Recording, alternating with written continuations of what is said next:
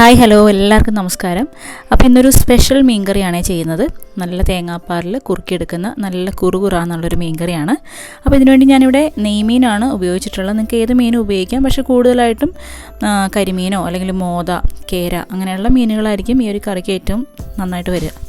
അപ്പോൾ ആദ്യം തന്നെ നമുക്കിതിന് കുഞ്ഞുള്ളി, ഇഞ്ചി, വെളുത്തുള്ളി, പച്ചമുളക് ഒന്ന് ചതച്ചെടുക്കണം.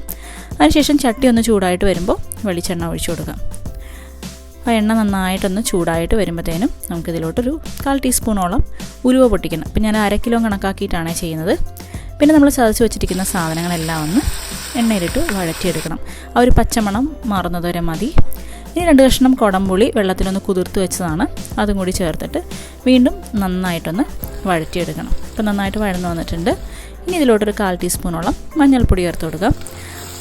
അതും ഒന്ന് വഴറ്റുക. എല്ലാം ചെറിയ തീയിലിട്ടിട്ട് വേണം ചെയ്യാൻ കേട്ടോ. പിന്നെ ഒരു ടേബിൾ സ്പൂണോളം മല്ലിപ്പൊടി ചേർക്കുന്നുണ്ട്. അപ്പോൾ ഈ ഒരു മല്ലിപ്പൊടി മുളക് പൊടിച്ചതിന് ശേഷം പൊടിച്ചുകൊണ്ടാട്ടോ ഈ ഒരു നിറത്തിലിരിക്കുന്ന ഒരു റെഡിഷ് കളറിൽ. ഇനി നമുക്കിതിലോട്ട് എരിവിന് ആവശ്യമായിട്ടുള്ള മുളക് പൊടി കൂടി ചേർത്ത് കൊടുക്കാം. അപ്പോൾ എല്ലാം ചെറിയ തീയിലിട്ടിട്ട് വേണം കേട്ടോ ഒന്ന് മൂപ്പിച്ചെടുക്കാൻ വേണ്ടിയിട്ട്. അപ്പോൾ ഒന്ന് ജസ്റ്റ് ഒന്ന് മിക്സ് ആയതിന് ശേഷം നമുക്കിതിലോട്ട് ഒരു 2 ടേബിൾ സ്പൂണോളം രണ്ടാം പാൽ ചേർത്ത് കൊടുക്കാം. അപ്പോൾ അത് ചേർത്ത് കൊടുത്തിട്ട് ഒന്നുകൂടി ഒന്ന് വഴറ്റിയെടുക്കുക. വഴറ്റിയെടുക്കുമ്പോൾ ഈ മസാലകളൊന്നും ഇങ്ങനെ കരിഞ്ഞ് പോവാതെ നമുക്ക് നല്ല രീതിയിലൊന്ന് മിക്സായിട്ട് കിട്ടും. ഇപ്പോൾ കണ്ടില്ലേ, നന്നായിട്ട് എണ്ണ തെളിഞ്ഞ് വരുമ്പോൾ നമുക്ക് ബാക്കിയുള്ള രണ്ടാം പാലും കൂടി ചേർത്ത് കൊടുക്കാം. ഇത് നന്നായിട്ടൊന്ന് ഇളക്കിയതിന് ശേഷം നമ്മൾ ആവശ്യത്തിനുള്ള ഉപ്പ് ചേർത്ത് കൊടുക്കണം.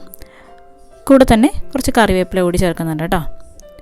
ഇനി ഇതിലോട്ട് ഒരു 1/4 ടീസ്പൂണോളം ഉലുവ വറുത്തിട്ടൊന്ന് പൊടിച്ചെടുത്തതാണ്, അതുകൂടി ചേർത്ത് നന്നായിട്ടൊന്ന് യോജിപ്പിക്കണം. പിന്നെ നമ്മൾ കഴുകി വൃത്തിയാക്കി വെച്ചിരിക്കുന്ന മീനിൻ്റെ കഷ്ണങ്ങൾ ഇതിലോട്ട് ചേർത്ത് കൊടുക്കുക കേട്ടോ.